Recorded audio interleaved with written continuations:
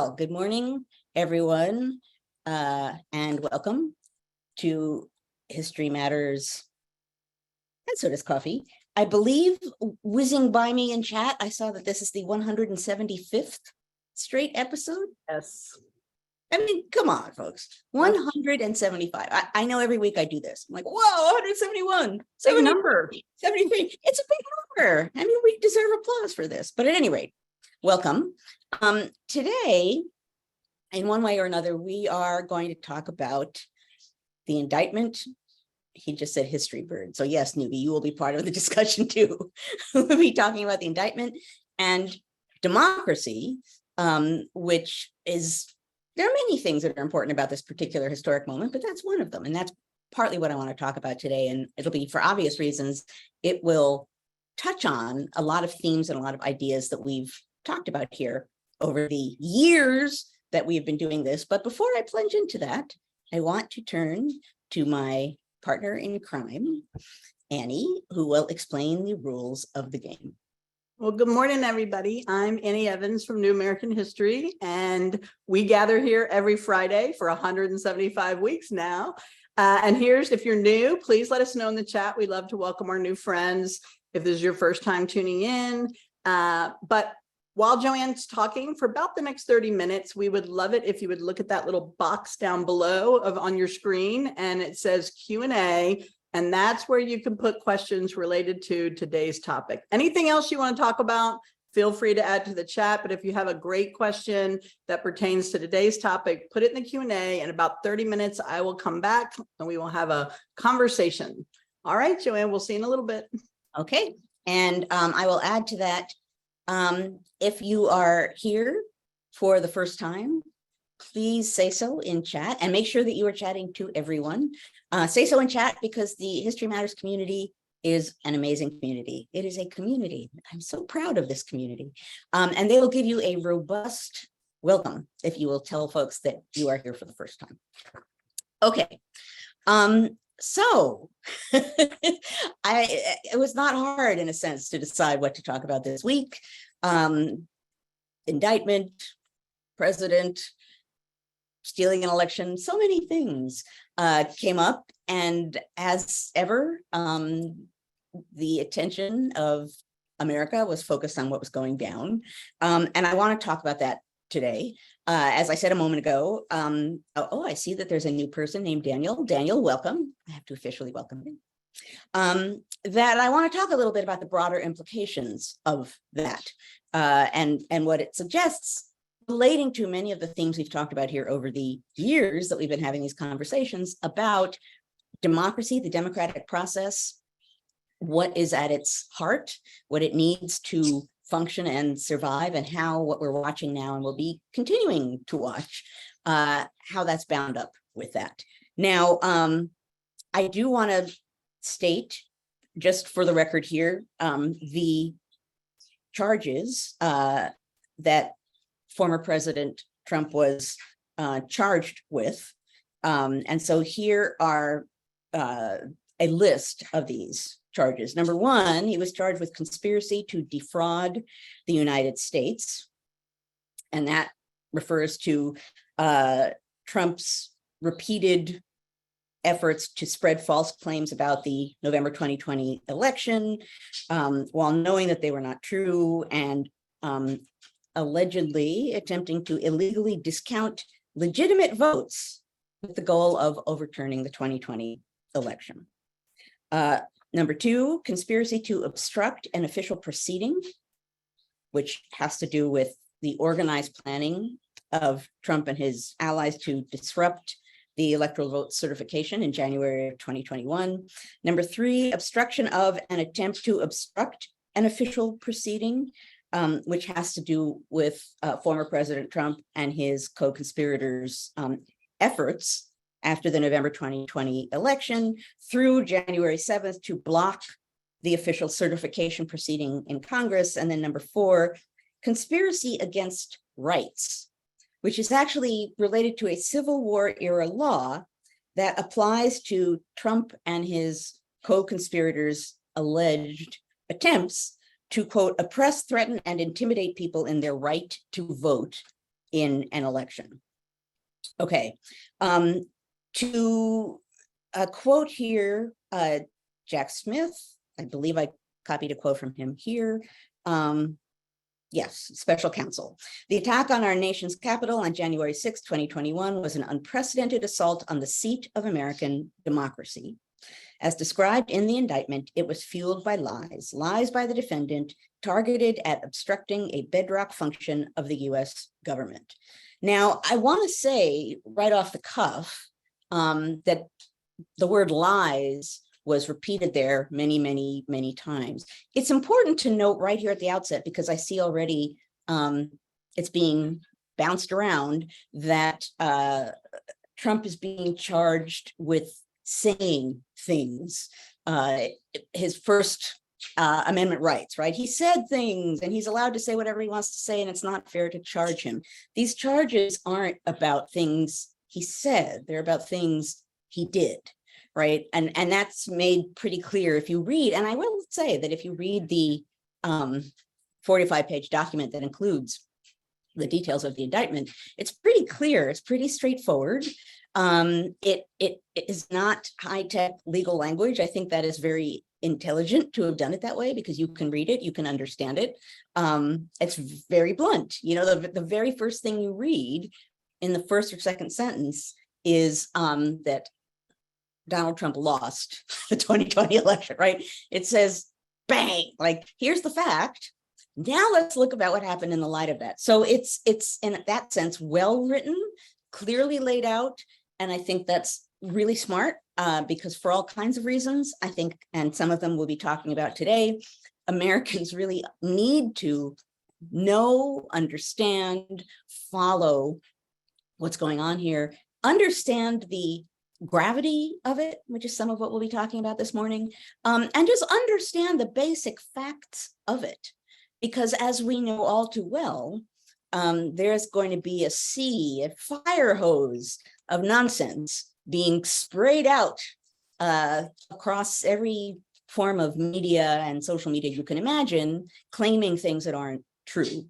And so it's going to be important to grab a hold of actual facts. And one of the ways in which you can do that will be to look at the actual 45-page document to see what it actually says versus what people are saying it says, and to think carefully before, and I've said this 500 million times already, think carefully before responding to some things that people are saying, you know, either with outrage or joy or however you want to respond, before you allow yourself to have that kind of emotional response, particularly in the case of something as serious as this. Really consider the facts and what it is people are saying. You know, for example, one point that isn't even a major one, but already people are claiming that, you know, these charges justify the death penalty. They're talking about the death penalty. No, they're not. Right. So don't go running down crazy paths in that way. Really consider what's actually being said. And I think that the indictment document itself does a good job of at least setting that out. Now, what I want to talk about is the many ways in which there are so many fundamentals of democracy and the democratic process wrapped up in what we're watching now, in the process that we're watching now, and in the nature of the charges being brought against Donald Trump. I hope I copied this down. Yes. Okay. So there's a quote I want to start with, actually comes from my colleague at Yale, Tim Snyder, who said this, I believe, on Twitter. Still, some of us are still lurking on Twitter for the moment, and Tim is still there.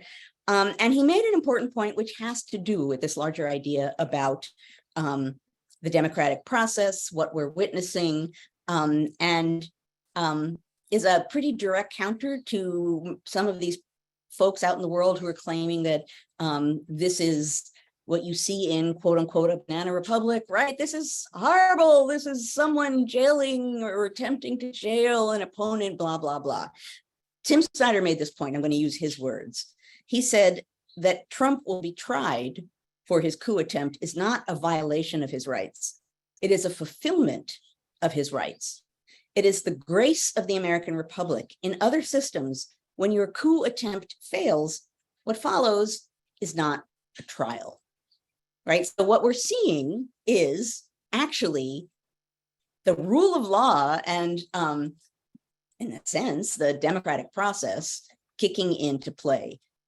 This person is being accused of this. He's being brought up on these charges. He has been arraigned and presented with the charges. He pled not guilty, and we will see what happens from here on, but he is owed a fair trial before a jury of his peers. And that is part of our process of law jurisprudence. It's part of the way a democratic republic works. And that's not a sign of, what do I want to call it? The erosion of what our democratic republic is. It's actually a record of its virtue, right? That no matter what you do, even if you seemingly try to steal a presidential election, which for all kinds of reasons that I'm going to talk about here, is about as dire a crime as you can commit as a president or former president. Even then, even if you stage an attempted coup, you are due a fair trial. You are due in that trial to be presumed innocent until proven guilty. You are due all kinds of things which the former president is being accorded. So all of that is important amidst all of the uproar and emotion and everything else that has been and will continue to fly around in coming months, I'm sorry to say. Tim's point is important, that the fact that the former president is getting a trial for what he did, a fair trial before a jury of his peers, meaning other American citizens, where the charges are stated and put out in front of the public, where people can evaluate them. I don't know, formally speaking, I gather that televising whatever goes on is not formally allowed, but that obviously a lot of people think it should be allowed. I will agree, actually, that I think given the seriousness, the dire nature of what we're talking about here, whatever happens down the road, Americans should be able to see it for any number of reasons, one of them being the fire hose of bad information. But regardless, what we're watching is a plus for the American process of politics, governance, and the rule of law, right? A person who allegedly did a number of things that are very bad, I just named all the charges, and has the right to a fair trial. Okay, now, some of the absolutely fundamental aspects of democratic governance that are wrapped up in what we're watching now. Some of them are obvious. Perhaps the most obvious one is the seeming violation of the absolute straightforward, seemingly simple process of electing a president, right? That's a constitutional process laid out in the Constitution. I've talked many, many times before about how the framers of the Constitution, among the things that they thought were most important about what they were doing in framing that Constitution was the simple fact that they were setting out a process, the process of governance, a structure, a framework, and a process for how this new government would function. And they said many times at the time that in case of a dire problem, a dire event, some great crisis, the constitutional process would be there, giving the nation and Americans a trail for finding their way out of that crisis, a way to proceed. And I mentioned before, after the fraught, tied presidential election of 1800, when someone asked elected President Thomas Jefferson what would have happened if it had all gone bad, and if there had been violence or if someone had tried to seize that election away from Jefferson, what would have happened? And I don't have the precise Jefferson quote here, but in essence, what he said was, well, there would have been a convention of some sort, and if we needed to, we would have tweaked the Constitution to make sure it addresses this in future, and the Constitution would have led us out. We would have, I think he uses the word rewind. Things would have been rewound, and then we would just go on. So basically, the Constitution, what would have happened? We would turn to the Constitution. If we needed to amend it, we might have amended it, but the Constitution and the constitutional process of governance would have led us out. That's something that the framers of the Constitution deliberately were doing. They were, interestingly, focused at the time. Hamilton in particular talks about this a lot, but many others did as well.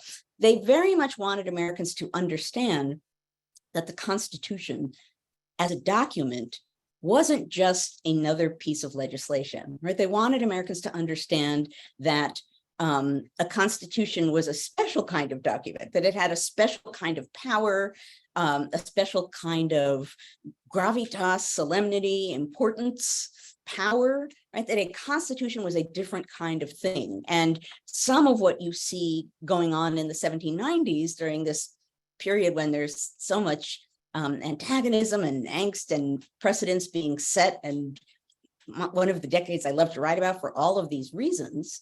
One of the things that they're worrying about is, well, if we allow this to happen, what does it say about people's respect for what the Constitution says and it requires us to do? So from the beginning, people were very worried about the fact that the Constitution is something apart, and Americans should understand it as something apart, something that has is like the most fundamental of documents, and cannot be treated in as cavalier a fashion as one might want to occasionally treat regular laws. So some of what we're seeing now is the simple fact that the constitutional process of electing a president was being, not to put too fine a point on it, messed with, was being interrupted, was being, the attempt was to, in one way or another, take over that process to impose an outcome that was not the outcome that we, the American people, found in casting our votes, right? That's one of the most fundamental violations generally that you can do in a constitutional democratic republic, is to violate the constitution of that democratic republic and try to hijack the democratic process, particularly in the process of choosing a president, right? We, the American people, voted and elected a president, and for someone, an opponent, to intervene and say, no, you didn't, and I'm going to do everything that I can so that I can claim it for myself, and I don't really care what the votes were. I'm going to create, allegedly, fake electors. I'm going to do whatever I can to make it seem as though I won, and then I will claim the election, right? That's as fundamental a alleged crime against the democratic process as you can make, and particularly if you're a former wannabe continuing president, that's as deep and fundamental as it gets. So as far as violations of democracy, trying to intervene in and control what is a constitutional process that it's clear how it needs to proceed, and trying to interrupt that for your own good, that's pretty dire. It's a violation of constitutional process and of everything that one can say about the Constitution. That's a pretty fundamental reason for it. It presents a process that needs to be followed or reckoned with, and that can't be cast aside because of one person's ambitions. Bound up with that as well, as far as fundamental democratic components that these charges and this episode are entangled with, is the simple right to vote, right? I heard a number of people yesterday when they were commenting on it talk about, maybe it was Joy Reid, about she used the word arrogance, the arrogance of people for assuming that they could simply claim what they wanted to be true, that they could simply intervene in the election, that they could simply decide that certain people's votes don't count, that all that counts is what they want, that there was a certain amount of arrogance or even entitlement bound up with that. And I think that that's true. That's one of our fundamental rights, right? As Americans, the right to vote, the simple right to vote, the right to elect our leaders and to remove them if they behave improperly in office, or if we just decide we don't like them anymore, right? That's at the essence of a democratic republic. We, the American people, give power to people, and we can take that power away if we choose. That's the fundamental energy of a democratic republic. Now, on a broader level, along the lines of what I've talked about in the past, as to things that are absolutely fundamental to a democratic republic and to the American republic, things that without them, you don't have democracy. One of them is accountability. I've talked about that many, many times before, but the fact that people who are given power are accountable for the ways in which they use that power, accountable to us, the people who gave them that power, that's pretty fundamental. That's at the core of any kind of democratic government, right? And the people bestow power. The people who have gotten that power are accountable for how they use it.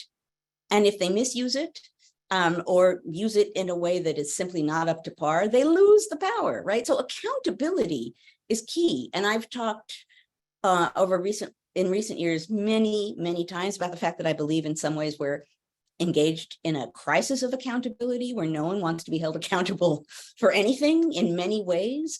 And this is one case, right, in which things went on that clearly are allegedly pretty serious crimes. And that if you committed these crimes, then yeah, you should be held accountable for them, that's a fact. Same thing, I've talked about this when we were talking about the importance of hearings, right? The January 6th hearing. I talked about one of the reasons why that was important was because regardless of what happened as a result of the hearing, it was vitally important to have it, because in having that kind of hearing, same way in bringing charges in the way that we're watching this week, in having that kind of hearing, what you're saying is we're drawing a line in the sand. This is not proper. This is not allowable. And we're going to say so publicly. We're going to say, if you do this, you should be held accountable for it. Accountability, right? That simple fact that you're engaging in a judicial process of some kind, or a legal or political process of some kind, that is allowing for the fact that someone who did something allegedly wrong will be held accountable for it. That's at the core of our system of government. You're accountable. You're accountable for what you do. Now, I'm not going to talk today about the Supreme Court. That's a whole nother issue, but we're in a way also facing, when you're talking about ethics in the Supreme Court, you're partly also talking about what are you accountable for in your behavior as a justice of the Supreme Court. That's not our topic today, but same idea, right? People who hold political power are accountable for how they use or misuse that power, and they're accountable to us. So accountability, if I went and looked, I bet if I went on Twitter and like looked to see how many times I used the word accountability, it would be a frightening number of times. Because I truly think no one wants to be, it's the same issue actually that people are talking about often with, free speech. I can say whatever I want. Well, yeah, you can say what you want, but if you might end up being held accountable for what you say, right? It doesn't mean you can say whatever you want and then nothing, if something happens as a result of what you say, you're not accountable for it. You may be, right? Accountability is not necessarily always clear cut. We're going to be finding it framed in a variety of different ways in coming months, and I suspect years. But front and center should be this idea. If you have power, political power, you are accountable for how you use that power, and you are accountable to the people who have given it to you. Pretty fundamental. Another thing in which our current proceedings are making really clear, and again, not going to be a surprise that I'm saying this, but vitally important, is the simple fact of the rule of law. That the rule of law applies to everyone, right? That a former president is not above the law. That if you violate a law and you are proven to have broken the law, violated the law, you are accountable for having done that. The rule of law, the idea that you can commit serious crimes and they don't, somehow punishment doesn't apply to you because you're a person who had or has power, that's a dangerous path to be walking down, right? Because that's basically saying there is no rule of law. There's a selective imposement of law to people who are not powerful enough to push it away. That's clearly not how a functioning democratic republic works. So the simple fact of the rule of law, the idea of the rule of law, vitally important. Now that said, you can also say absolutely fairly that as the United States is functioning at present, not everyone gets equal treatment under the law. And by that, I mean, gasp, the fact that race plays a role in how people are treated under the law. And that, yes, there is racism, is structured into often the way in which our judicial system works. It shouldn't be radical to say that. That's a fact. That said, it doesn't mean to me that you toss that off and say, well, there can't be real rule of law because it's not functioning now as it should. What it means is if things are not functioning as they should, you acknowledge that, you see that, and you work to make things better. You have to acknowledge it. You have to see it. You have to acknowledge that it exists and say so, right? And we've talked about this for the last 2 weeks. I'm not going to talk about it now, but clearly how you teach American history and how you allow the simple fact of racism into the conversation of American history, that's pretty important when it comes to understanding equity and a lack of equity in the way our government functions now.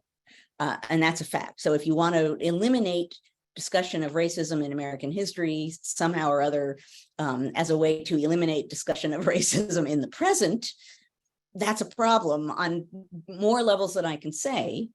But again, the fact that the rule of law is not always deployed in a fair way based on race is not a reason to discard the rule of law. It's a reason to work and improve the way it's being deployed. So I won't go further down that road, but that's an important point too, is to acknowledge in my talking about accountability and the rule of law, I'm not saying everything is perfect and hunky-dory and we don't need to improve anything. Of course we do. And history teaches us how we got to this point, and history can help us move to a better point in the future, our understanding of it.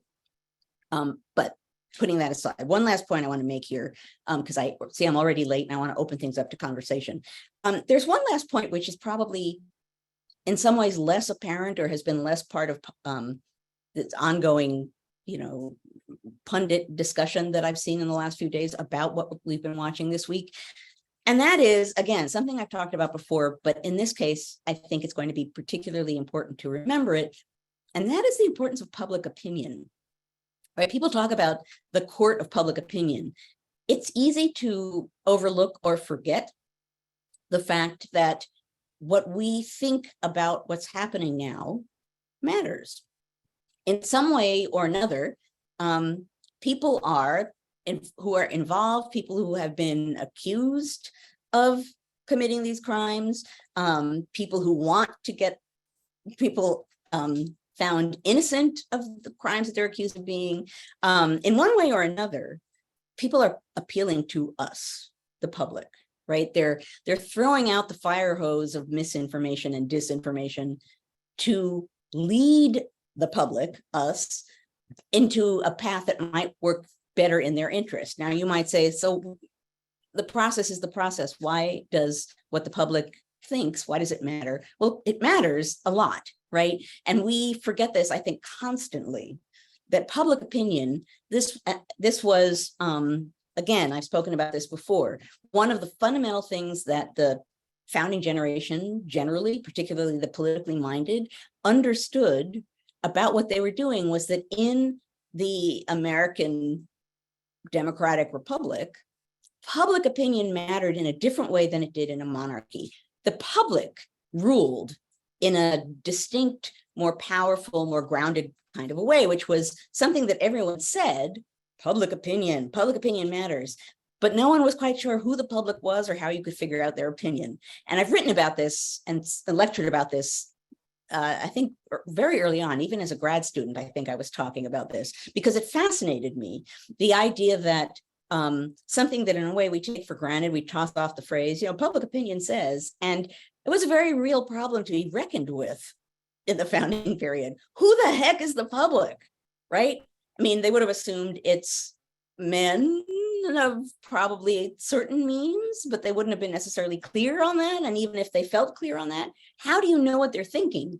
And, you had people sitting in taverns to listen to what people were saying so they could figure out public opinion. You had people looking to see what newspapers people had sitting on the mantle in their home, like, oh, it's a Federalist newspaper, so public opinion, that person must be a Federalist. You had people trying to engage in these crafty ploys to figure out what the public thought, because they didn't know how to do that.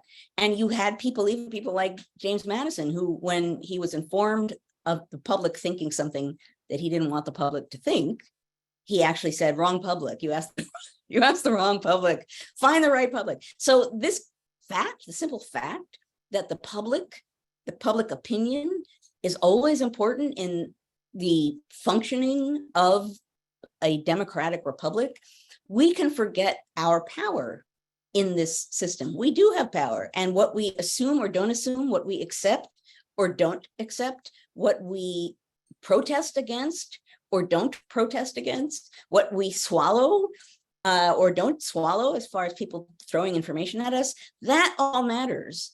It's mattered on a sort of basic level with things like way early on when people were upset about some of the ways in which American healthcare might go. And I don't know if you remember, people spoke up and made phone calls, and a number of members of Congress sort of backed away a little bit from some of the claims that they've been making. And we've seen that multiple times, right? That people make a claim, and then if the public stands up loudly enough and strongly enough and with enough numbers, that sometimes people in power will back away a little bit, because they'll see, if nothing else, they might lose power if they keep going down this path, because the public isn't going along with them. But regardless of why they acknowledge the importance of public opinion matters. And I throw that out here now, and I will continue to say it in weeks and probably months to come, because it will be easy to see this as a process sort of chugging along on the rail of process, right? And it's happening, whatever's happening is happening, and we can watch from the sidelines. What we see and what we think and what we accept and what we protest and how we comment on it and what we believe and understand as our rights as American citizens, all of that will matter. It will matter. It matters. So I urge you to bear that in mind, to not be a bystander, but to be an active participant in watching and thinking about and evaluating this process as it continues for however long it's going to continue, because as the public, all capital letters, our opinions matter. We can decide how we express those opinions, but our opinion matters. It's not something on high that we have nothing to do with. Our views on what's happening matters. And that's why the media and politicians and everybody else are going to be very involved in performing to us to see what version of events we are willing to accept or not. What version of events can slide right by us, and what version of events will get some resistance traction. Okay, I've gone really long. I will stop so that we can open this up. There is a mug. Yes, there is indeed. Wiping off my lipstick here. This is not going to be a surprise at all. But given what I'm talking about today, it had to be the mug.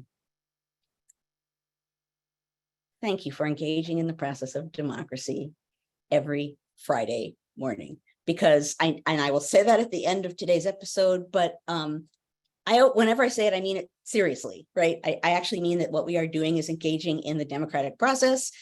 So this is a reminder of that as we are engaging with events as they unfold, that's the democratic process too, and we're an important part of it. Okay, now I will get off my Carolee mug if I ever saw one. That is a Carolee mug. Yes, indeed. What's on the other side? I can't remember. I have that mug somewhere. It has all of these goofy things. Oh, yeah. It says contingency. It says, Mr. Bear, it is time for you to leave. It says, I had a Gouverneur Morris wooden leg moment. Yep. If you don't like the laughing, find a different podcast. There are many Freemanisms here. Yes.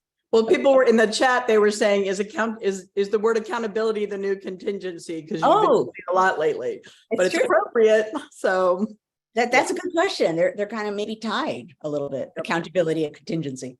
Yep. Well, we've got lots of good questions. We also have a suggestion that maybe you wouldn't invite Timothy Snyder to join us one Friday, because people were interested in the piece that you shared there. It's a great statement, right? Yeah, It yeah. was a If fix. he ever Okay, wants to drop in on a Friday, just, he knows how to find us. I know how to find him. So, That's right. yeah, okay, I will And, definitely. and that also brings up, a lot of people are wondering, since Heather's coming to NCHE conference, do we want to do a live Joanne and Heather, a special edition of History Matters? We've been nudging John, so I am open to all such discussions just as saying. yes, I am. All right, that's my plug for the week, John. All right, so we have I think this is our new friend, Daniel. I think Daniel said he was new. Is that right? Daniel Abramovich? Anyway, his question is, since the evidence and facts are clear to most of us, the question about how to deal with folks living the alternative facts universe still remains. When does faux news go beyond free speech and turn into conspiracy? I'm at a loss for how to spend time listening to friends and family who spout off this stuff that comes from a media bubble. I want to say, jumping right in, Daniel, I applaud this. I mean, so this connects in part with some of what I said, which is, the former president is allowed to lie and say that he won the election, right? You're allowed, it's not as though you're not allowed to say ridiculous or obviously false things. As far as the question of how do you deal with people, particularly family and friends who are very assertively believing things that are pretty obviously not true, I don't have the answer to that at all, because, we see again and again and again. And even I now, I used to claim, or feel at least, that on social media, I could, if I tried really hard not to express emotion at all, but to just meet people where they were and talk to them, that sometimes I actually got people who really disagreed with me to at least say, I'll think about it. And to me, that was like a big victory, like, woohoo, I'll think about it, was good. That doesn't happen so much anymore on social media. So I don't have the answer to that. But I think that gets back to a larger point that I made, which is you yourself should not only be watching and listening carefully, but should be evaluating and should be thinking about the evidence and should be reckoning for yourself with what you really think happened. And granted, that's going to potentially disagree wildly with what some of the people around you are thinking. But, if part of the way you can counter that is, again, easier said than done, calmly to say, well, the evidence X, Y, and Z. I know people will say that's false, it's fake, they made up the evidence. There are any number. We could make here within a nanosecond a list of all the ways in which people who don't want to see evidence will just deny that it exists. But for you, what you can do in that climate, I guess I would say, is to really immerse yourself in actual facts, in the process, and what's happening, and what people are claiming, true and false, and in the actual facts as you see them and as you can understand them.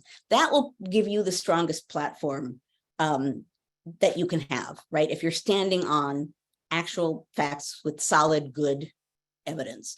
Easy for me to say and doesn't solve the question or the problem that you presented. But in a way, that's the most responsible thing we can do as a starting point, is to really read and think about and own evidence so that we aren't just saying, yeah, I agree with that, but we understand why we agree with it and what's actually happening and the way we got to our conclusions. If you have that kind of an understanding of what's going on and what you actually really think happened, that's a pretty powerful starting point in any kind of conversation you're going to have.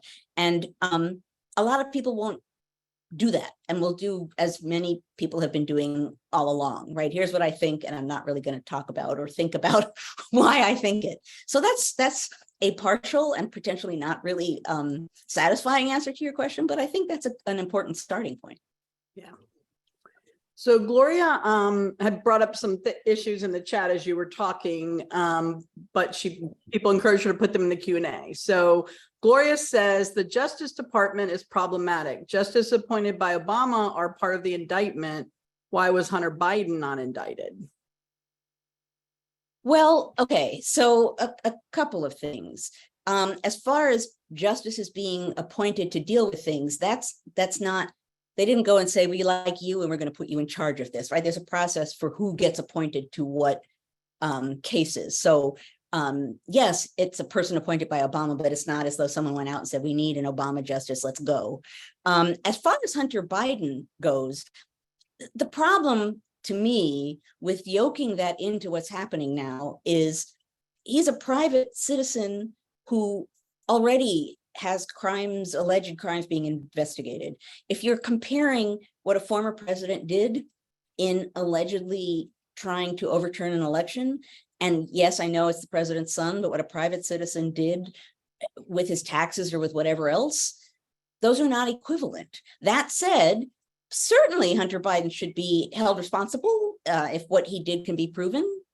Yes, I have no problem with that. And I think that's true. And I think a lot of people who are democratic in their politics would agree, right? I think the question of if one was indicted, why wasn't the other indicted? That to me is a less useful question than if one is being held responsible for alleged crimes, the other one should be too. I think he is. I don't think people are saying, oh, well, it doesn't matter what he did. I do think that throwing his name in the middle of this moment feels like a smokescreen because they're just not equivalent. That a president, former president trying to overturn an election and a private citizen doing who the heck knows what he did, legal or illegal, sure, he should be held responsible for things that he did that are illegal.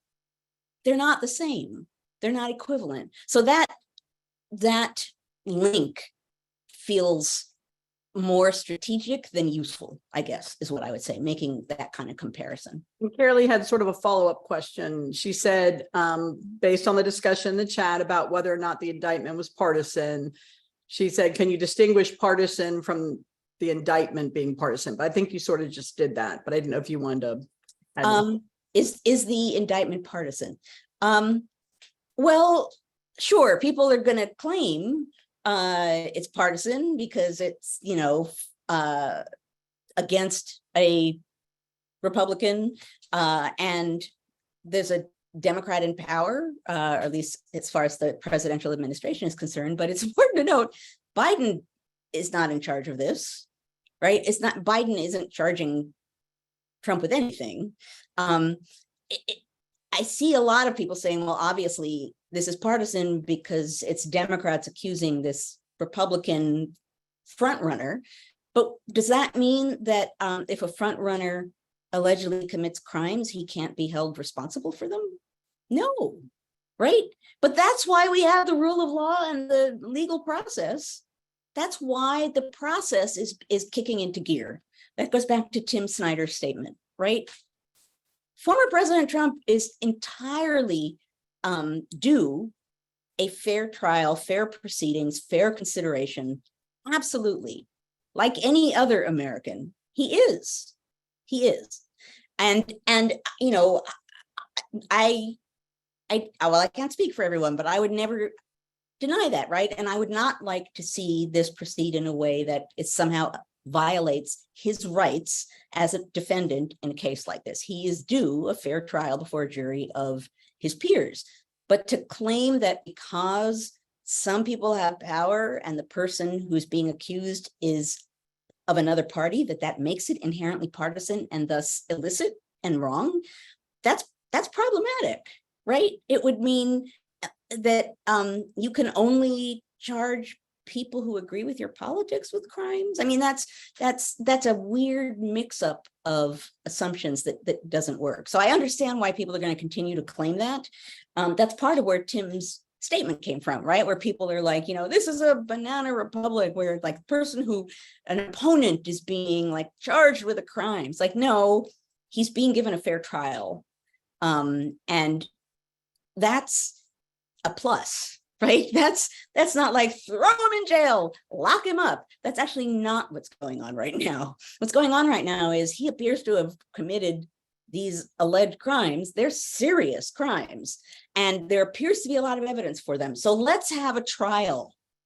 Let's bring those charges. Let's go through our judicial process. That's fair. And I don't know what to say beyond that. I don't think you can say that depending on the politics of the people doing the charging and the people being charged, that it's unfair and this can't be prosecuted, that's a problem, right? No matter who. If it were reversed and there was a Republican president and a Democrat had done allegedly all of the things that Trump has allegedly done, that Democrat deserves a fair trial and also needs to be held accountable for what he allegedly did. That's just a fact. That's just the rule. And Kathleen has sort of a follow-up to that. She was saying, you know, this whole equating the two apples and oranges with Hunter Biden and Trump, as you just explained, but she's wondering, are there other examples of that kind of deflection in our past history? Like, was there another historic moment when they used a lesser or apples and oranges type deflection to try and get the public not to think about the big thing that was going on? Well, I mean, if the question is, have people been throwing mud and other various things to deflect public opinion when something important is happening? Yeah.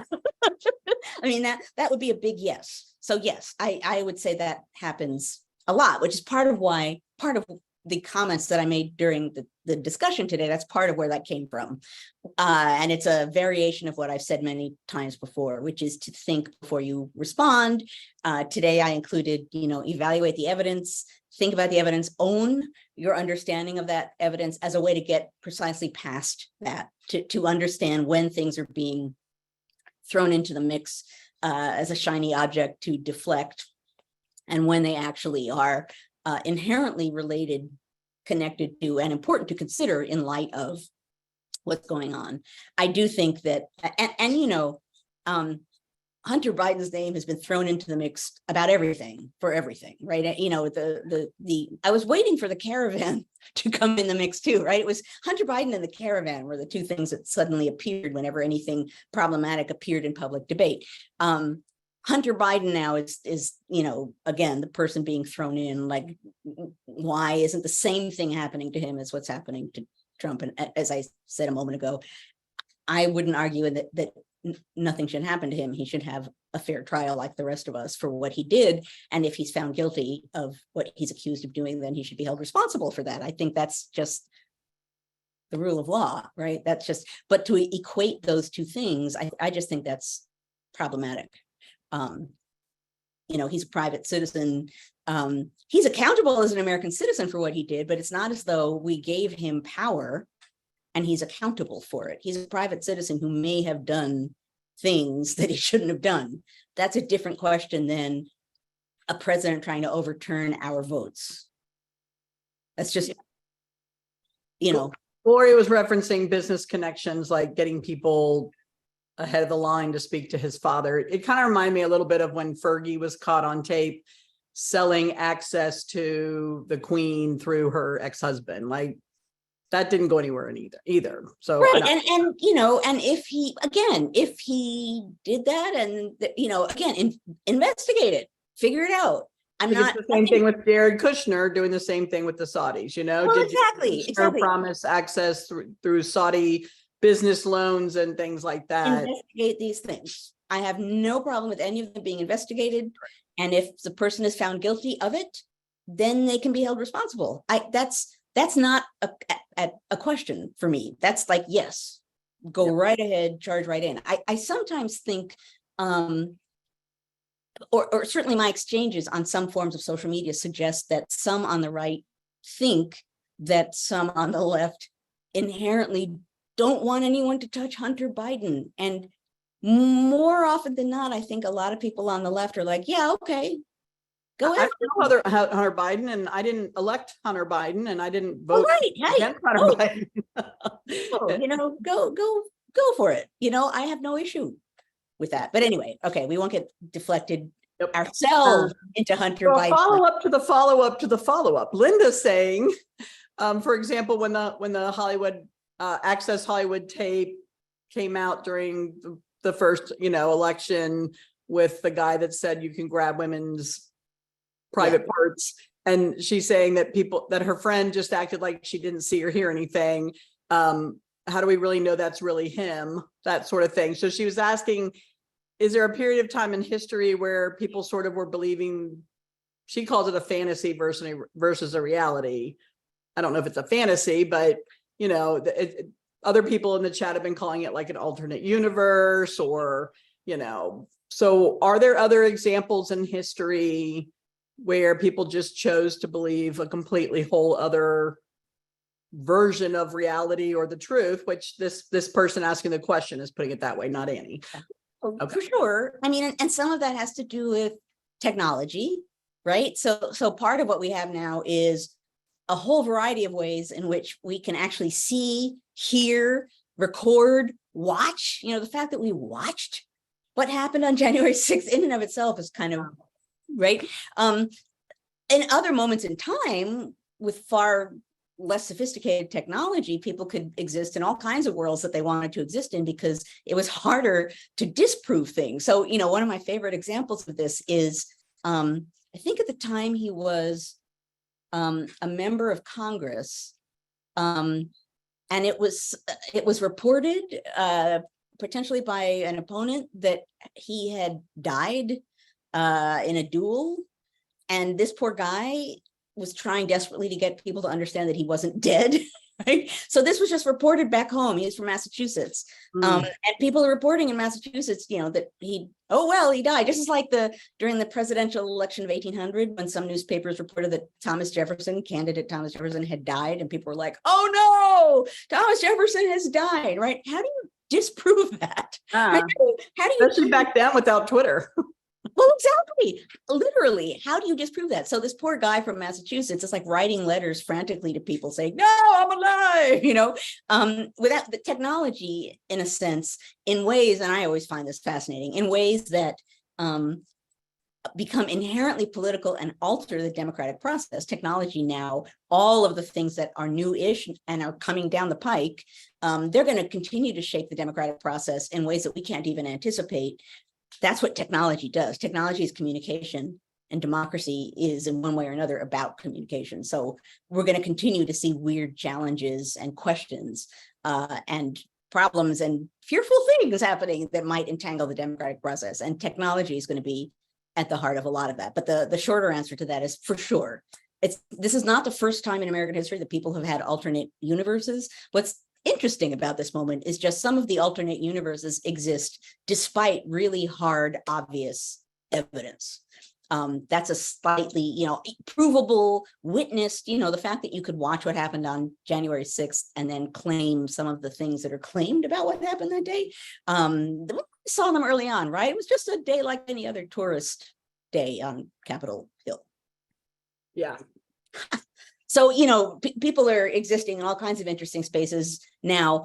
Part of what's particularly interesting is just the fact that they're openly, bluntly in denial about things that are like captured on film. It's like that takes some real determination, right? Some real will to insist. Like really just blatant lying, right? And we see that all the time. And it's sometimes, even now, we've been seeing this for a long time, but I even now sometimes find myself reading something that someone's claiming and saying, how, like, you're claiming this thing that is so blatantly false, like so not true. And you are a person with power and brains who knows this isn't true. And you're claiming it, and it's just floating around out there. This is part of why I said in my comments, right? Be aware of what's being claimed and be aware of what actually can be proven. And don't lose track of that, because people are going to be trying not just to deflect and to distract, but to confuse and even blind you to some of what actually is going on and what's actually happening. So we have so many more questions. I'm trying to summarize like 3 or 4 of them together because of the time. It's already 11. But like Dave and Richie and Dale and Charles, all keep swirling around this idea of accountability. And did we sort of, I like the way Richie put it best, not that I don't love all of my children equally, but Richie said, did we sort of set ourselves up for this with previous scandals or threats like Watergate and Iran-Contra, setting the stage for not having full accountability? So are we sort of now reaping what we sowed in terms of holding people accountable in a timely manner based on previous scandals? And part of that was people saying, is it time to just get rid of presidential pardons in general? Because they've been talking about Trump pardoning himself. If you only reelect me, I'll just pardon myself and we'll be done with all this sort of thing. Okay, so that's a number of different things. So let me Yeah. some various parts of them. It might not answer everyone's version of this. And one, which is probably not what you intended, but I feel that it's important to say with Trump supposedly pardoning himself. And I said this somewhere publicly at some point in the last 2 weeks or something, but basically assuming that if former President Trump becomes president, that he'll actually see the need to pardon himself. I don't believe that someone who seemingly has that little concern with actual constitutional processes, if he were to become president again, is actually going to somehow see himself as needing to abide by any precedents. To me, this is my personal opinion.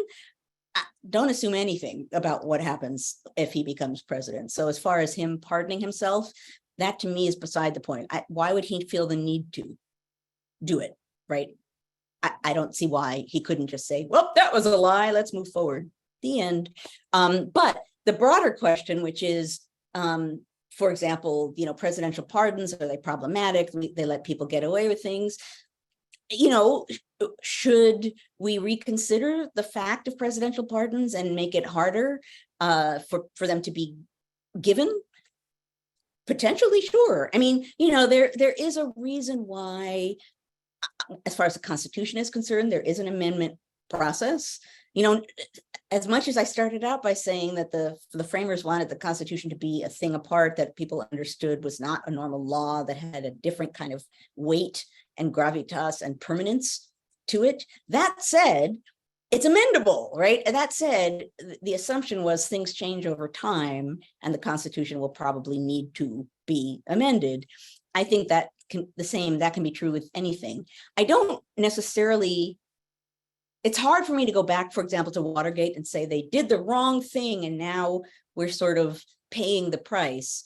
At the time that happened, we didn't know what was coming down the pike. That was shocking and unheard of. And if people have been held accountable, would that alter what's happening now? I don't even know that that's a certainty. Perhaps it would. So I don't know. I guess I can't say, yes, if we'd done things differently in the past, it would be better now, because I don't know that for certain. I do think that when Watergate happened, as significant and shocking as it was, we couldn't anticipate, most obvious thing in the world to say, we couldn't anticipate what would happen down the road and how Watergate would or wouldn't reflect on that, right? We're now looking back with the advantage of hindsight.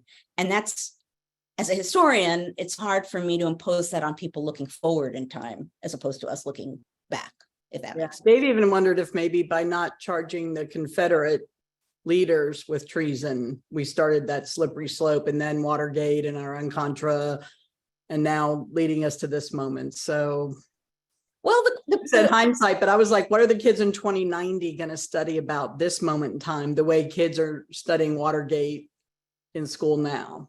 Right. Well, I think about that a lot, right? 2090. Right, but like, I won't be around. You won't be around. No, Somebody's gonna have to teach 40 it. years from now or something, when people look at this moment, I mean, part of my answer to that, or part of what I'm always interested in, is I think if I were a historian in 40 years looking back, part of me would be saying, wait, people really were willing to believe X? Like they really were, like really? Despite all this evidence, people believed X, because I do that all the time looking back, right? I'll be like, no, wait a minute, they claimed this and people really believed it, when it's really obvious that X, Y, and Z are there. And then you have to start asking questions. I, as a historian, then begin to ask questions. How would people have heard about X? Would they really have known about X? But there are going to be any number of ways that people are going to look at this moment and really have to figure out culturally, politically, legally, constitutionally, how people drew certain conclusions based on what appears to be hard evidence. That'll be a challenge for historians. The question of what happened to the Confederates after the Civil War is a good one too, right? And part of this has to do with the rights of being an American citizen. Now, the Confederates went to war against the United States, but in the end, they were taken back in as American citizens. The question of how you do that, can you imagine?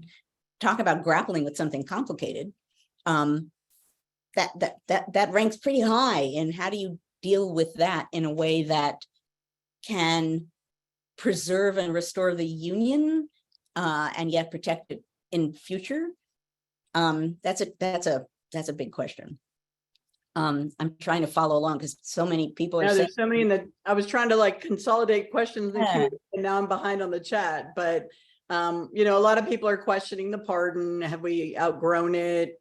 That's and perhaps that's true, right? I mean, perhaps we have, and if we have, we need to be able to say that and act on it, right? I would not stand here and say, no, there should always be, because times change. People change, possibilities change, opportunities change, assumptions change, and all of these things potentially shape what should or shouldn't be processes of law and opportunities of response to law. Boy, you guys have a lot. Charles said I'm leading the witness in the question of accountability. So I apologize, Charles, if I misstated the question. I was trying to consolidate them. Oh, okay. For how I was leading the witness, because we're not on trial, but I was just trying to consolidate 3 or 4 different people's questions. Yeah, I can't judge. Yeah. I know it's after 11, so we probably need to segue into the after party. We always have more questions. Let's, I mean, once again, maybe poor John, if there are a lot more questions, or if people haven't put things into the Q&A now and want to, while we're having the after party, maybe we could preserve these again for next week. This is such a big topic, and I would certainly be open to continuing. Yeah, it's not like it's going to be out of the news cycle next week. It's not going to be out of the news cycle. I don't think so.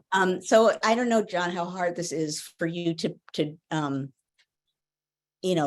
preserve the questions and get them to us. And give us the ones that we answered and also the ones we didn't, because I don't want to misrepresent Charles.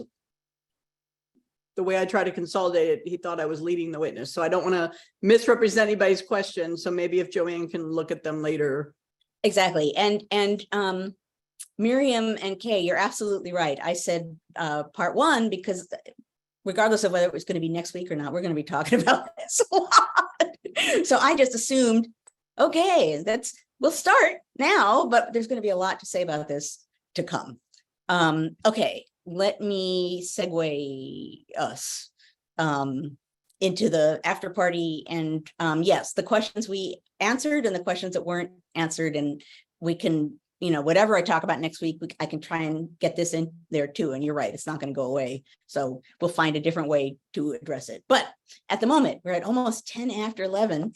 I should have known this topic is so big, it's going to be impossible for us to encapsulate it in an hour. But what we're going to do now is segue into the after party. What that means is that we will no longer be recording what we're saying here, so that we can be even freer and easier in our conversation.